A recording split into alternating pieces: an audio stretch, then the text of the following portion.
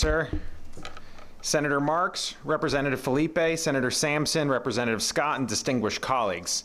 The ink is barely dry on a major housing law passed in November that historically alters the relationship between our state and municipalities. It contained over 50 sections of new mandates on our towns for rezoning, reporting, planning, developing, and more. To this point, the towns which are the objects of the mandates haven't had the opportunity to fully understand their new obligations under the new law that was passed without a public hearing and was released to the public just an hour before debate began on the State House of Representatives floor.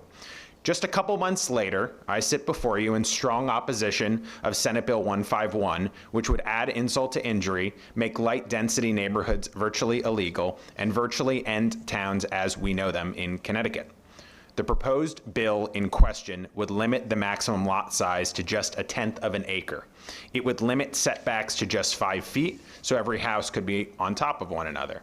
It would ban size and height limitations so that there is nothing to stop sky-high buildings in every neighborhood. No space, no greenery, no planning, no local control. Why even bother passing House Bill 8002 if this body is going to advance Senate Bill 151? Why pretend to negotiate with towns and cities and local communities with House Bill 8002 like a cat with a mouse if you're going to advance 151? I can see all sides of the housing issue, as I have said before in front of this very committee, and I believe my record has consistently shown it.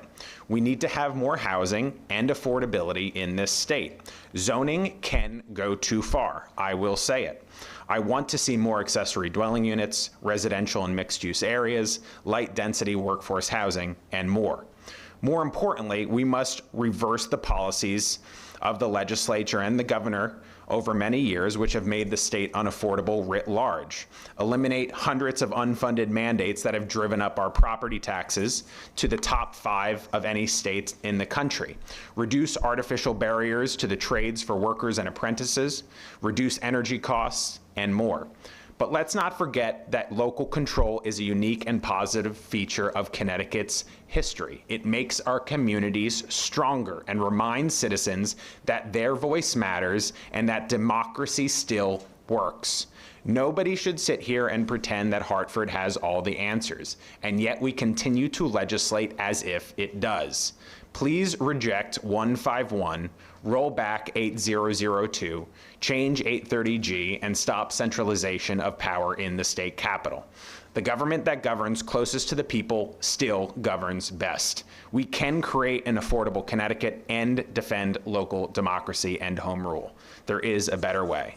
Thank you for your time.